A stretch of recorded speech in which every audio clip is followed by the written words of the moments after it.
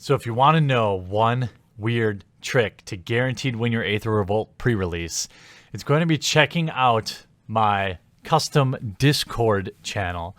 I'll provide a link in the description below. You can use it from your mobile device. You can use it from your computer. A lot of people, if you don't know what Discord is, basically a live chatting program where we can all talk and we can via chat or even voice talk. And I'm in there often, and I think that community is really growing for us, and it's totally free, of course, and no ad revenue, any of that crap. I don't benefit from using this app, but it seems to work great. And it's a great place to come chat about Magic, even when I'm not online here. There's always people in there chatting and talking, and it's a great place to prepare for your Aether Revolt pre-release. So check it out in the link below, and come hang out with us. What is going on, everyone? Jeremy here, MTG headquarters, and I'm going to do the Aether Revolt pre-release primer vlog style because, well, I've been busy as all hell, and, well, I feel like that's probably good enough. Let's get right into it.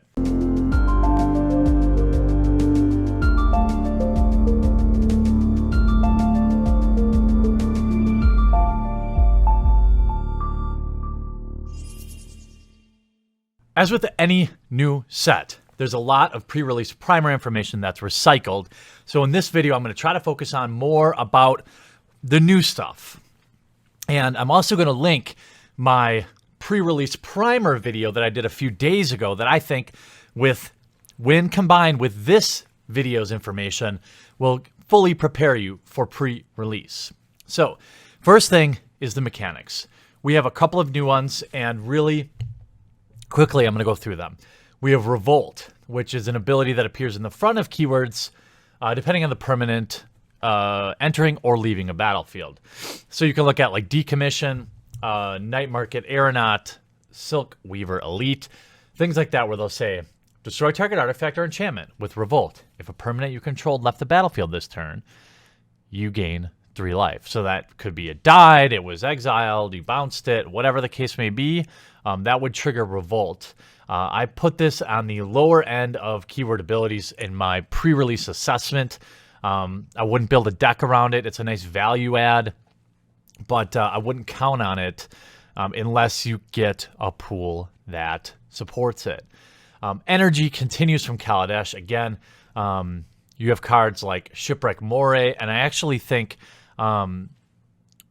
Energy, while in Kaladesh was very strong and sealed. I think it's even stronger in Aether Revolt sealed. You have stuff like Shipwreck Moray, that's 4 mana for an 0/5, but it also, when it enters the battlefield, you get 4 energy counters. You can pay 1 energy counter, and it gets +2, -2. So you can pay 2, and it'll be a 4/1, or you can pay 1, and it's say 2/3. Makes creatures very versatile, and it makes them bigger. And in pre-release, you want value. There's a lot of decks out there like red-green energy, blue-green energy that are pretty good. Then we have what I think is the strongest possible new ability, and that is Improvise. Essentially, it's like Convoke with artifacts. So you might pay, let's say you have Sweatworks Brawler. It's a 4 mana 3/3 with Menace. A totally vanilla card that would probably be, you know, a last-ditch creature or something like that. However, it has Improvise, which means if you tap an artifact you control, it can generate 1 colorless mana. So for 3 and 1, you can pay with the 4 mana, how you see fit, 3 of any mana and 1 red. Or you could tap 3 Thopters and just pay a single red. You could tap 3 Servos, pay a single red. You could tap any 3 artifacts and pay that red. So it does not substitute colored mana, but the number in front of it can be represented by tapping artifacts. So it allows you to push cards out sooner, earlier on curve. It also lets you dump more creatures in a single hand. So for example, if you had 4 artifacts in play and 4 red mana, you essentially have 8 mana. You could play 2 Sweatworks Brawlers instead of 1 in a particular turn. So you want to keep an eye out for Improvise if you have the stuff to fit with it. If you're playing in a red-white vehicles deck, or a red-blue deck that creates a lot of Thopters and things like that, Improvise becomes very strong. Then we have a continuation of vehicles, which is not really a mechanic, but again, they are cards that become creatures. Most of you are familiar with them. And something like Consulate Dreadnought for 1 mana requires a crew 6 to become a creature, and then it's a 7/11. So the mechanics, I think, are at the very least, if you understand the mechanics going into it, that's going to help you significantly in deck building. And now, I'm not going to go over specific cards in this video. There are websites that aggregate all the spoilers. Mythic Spoilers, a fine place to look at them if you want to get to know the set. But understanding how the mechanics work is pretty important. And you're also going to want to look at, if you can't look at every single card out there, you're going to want to look at removal. And so you can spot it when you're building your deck, because in Sealed, removal is very important, especially unconditional removal. And there's a lot of different removal packages in this set that you're going to want to understand your options. You're going to want to take a look at things like artifact removal, because if you play a artifact heavy deck, you may need to deal with them. Thopters aren't as big of a deal, but you know, a 7/11 artifact creature would be nice to get rid of with some simple artifact removal instead of having to blow your creature removal. So you're going to want to keep removal in mind. A little bit about the archetypes you may want to look for. Now, synergies are really important in draft and also important in Sealed because they add value. And in the long, grindy Sealed games, you want value. It will be what wins the race. If you can't win the early game, value is often the separator in the late game. And we have certain things worth looking at. There's a lot of synergies, but I want to talk about what I think are the 3 or 4 best archetypes to be in. But again, with pre-release, you can't do any planning. The cards you get are the cards you get. So while it's nice to know what's good out there, ultimately you can't control it. So what I think is one of the best is red-white vehicles. It was great in Kaladesh, and it's going to be greater in Aether Revolt. Then you have blue-green energy and counters. I think those two are 2 of the strongest archetypes, in my opinion, for Sealed. Red-black aggro is also very good. If you have a great aggressive package, you can often get under. It's an all-or-nothing strategy, though, because you need to go wide, aggressive. Having 2/3, 2/3/4 drops, very, very, very important in this format. And if you're going to be aggressive, you'll need that as well as a good cheap removal package with things like shock to keep the board cleared, keep your creatures swinging in for damage. Then there's red-green energy. I think that's pretty strong. Blue-white tokens, green-white value might be pretty good. Green-white is versatile. It lends itself to splashing a 3rd color. Green-white has a lot of tokens in it or counters in it, things like that. Same thing with white-black. White-black is quite strong in Kaladesh Sealed, and it's probably still quite strong in Aether Revolt Sealed, especially with all the removal that you get. The removal package you get in white-black is extraordinarily strong, and that's something you're going to want to look at. UR Revolt. Again, I don't like building around Revolt because I don't think it's that great. But again, like I'll say probably about 76.5 times in this video, this is for general knowledge and discussion. I would love to see people discussing in the comment section down below so that we together can work towards preparing people even better for their Aether Revolt pre-release. So you can't control what you open, but you can kind of know what to keep an eye out for, and that's what I'm trying to do here. So I want to talk a little bit about what happens when it's game time. You arrive at your pre-release, it's time. Now, again, I want to reference that video I've linked in the description below, basically a pre-release simulation, and I offer a lot of specific advice of what to do. But you're going to want to not chit-chat too much. You want to get your packs open. You will have wanted to pre-sleeve your lands.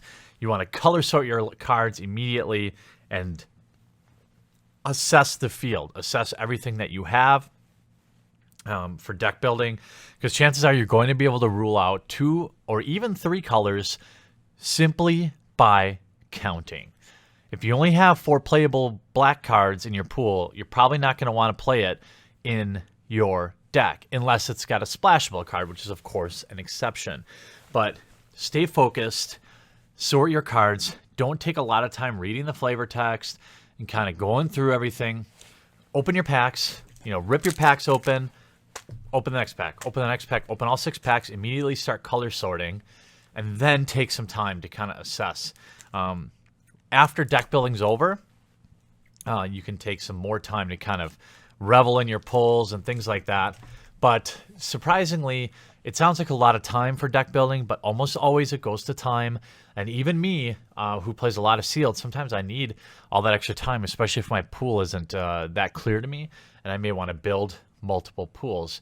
Again, remember, you can play with everything you open, so essentially everything not in your deck is your sideboard. In terms of deck building, I'm going to reference a really old meme that is BREAD. It's an acronym. It stands for bombs, removal, evasion, aggro, also and or abilities, and then duds or sideboard fodder. It's just good to keep these things in mind when you're building decks, especially in sealed. In sealed, you play your bombs. You always play your bombs if you can. Bombs are generally what win sealed events, in my opinion. Removal is how you take care of other people's bombs. It's very important. Rounding out your curve or understanding the abilities on your cards is very important because, one, the abilities will help generate value, but the curve will generate consistency. The last thing you want to be doing is watch your opponent play a 2, 3, and 4 drop while you're sitting with a hand of 5 drops getting your face smashed in. And then duds, of course, is sideboard fodder. But it's always important to look at these things. Look at your vanilla creatures. Maybe you have some creatures that didn't make the cut that have reach, but you get wrecked by a deck full of flyers, which is also a pretty nice little strategy for pre-release because few people think about evasion. But I think I actually skipped evasion. Evasion is super important for the reason I just said. Having flyers, having unblockable, having stuff with death touch, is all very important because in the sealed format, stalemates happen all the time. And if you can't get around it, you're just in this card draw lottery where you hopefully draw your removal spell or you draw a bigger creature or something like that, or a trick. You don't want to be in that situation. You want to be able to deliver consistent damage. You want to always be able to apply pressure and hold it back if you need to. That's one of the best things you can do with any sealed deck. And with the duds or your sideboard fodder, same thing. You want to have maybe some extra artifact removal or creatures with reach, or maybe some fringe removal, or crummy blockers that maybe you face someone who's really aggressive and you don't have enough 2 or 3 drops. They weren't good enough to make the cut, but you just need stuff to trade off with. That's what I would put in the duds pile or whatever. And again, don't forget that you can sideboard at pre-release. People always forget that. They forget, or they don't take the time. They want to jump right into that second game after they lost the first one. Take the time to sideboard. You won't always see your answer, but sometimes you will, and that's always better than never. So I want to give some general thoughts about sealed deck and Aether Revolt. I think the format's still pretty fast. Vehicles are still pretty good, especially the ones that become 5/4 tramplers on turn 4 or whatever. And I don't think a ton changes from Kaladesh sealed. I don't think it's a whole new format. I think it's the same format with gas applied to it. It gets a little bit quicker. The cards are a little bit stronger, but so is the removal. So I think that some difference between the formats will be pretty small. And that's just a speculation based on the cards I'm looking at. But honestly, the power level definitely is dialed up in Aether Revolt, but so is the removal, and your opponent's cards will be just as much or just as strong, right? So build the deck that you think fits best. A lot of the same things that worked in Kaladesh are going to work in Aether Revolt, in my opinion. I don't think the mechanics, there's really outside of the Convoke mechanic, the faux Voke improvise. I think you can expect a format that's very similar to Kaladesh, very aggressive, and then kind of that mid-range game where green can kind of take over with its fatties and UG value can do with energy counters. So you have the aggressive vehicle decks and you have the value decks. I think control is still pretty difficult to play, but maybe not. Black-white is going to be pretty good. I don't know. If you plan around recursion, I think there's a ton of recursion to be had in this format. And so just take what you know about Kaladesh sealed and apply it to what you see in Aether Revolt, I would say. So in summary, take some time to look at the spoilers. I'll provide a link in the description below. Use whatever you want. Check out my video about how to do your deck building, because one of the most common questions I see or comments is people being scared, saying, oh, this is my first pre-release, I don't know what to do. Don't worry about it. There's always a ton of people who don't know what to do there, and even veterans make mistakes. They're casual in spirit. They can be kind of competitive, but the overall spirit is people just want to open the new set. So don't be afraid to go to pre-release. Don't be afraid to make mistakes, because you're going to make mistakes. And don't be afraid to wear a belt, because crack kills. I'm not going to give you the whole speech about the general good things to do, because most of you know that who've been following me, long enough. I mean, you're going to build a 40 or 41 card deck, with 23 spells and creatures and 17 or 18 lands, and don't get too worked up about either opening up great or not opening well at all, because at the end of the day, you have zero control. It's about experiencing the new set, about meeting new people, going to your local game store and having fun. Now, if you win, that's great. If you lose, you could still open something really nice. I mean, you could still open up valuable cards, or you could win raffles, or you could have, do trades or meet new friends. There's an infinite number of ways to win at your Aether Revolt pre-release. And I think just trying to measure your expectations is really important. Going into it knowing that you have no control over what's inside these packs. You get these packs and you don't know, right? I mean, whatever's in there is in there, and you are at the mercy of RNGesus. And that's okay. Take your time, do your research, but above all, make sure that you go in there having fun. I hope that you all will have fun at your Aether Revolt pre-release. And I will be doing a vlog. A lot of people have asked. I will. I'm all ready for that. Everything's charged up and ready to go. Watch my deck building tutorial video and go have fun. Smash some face.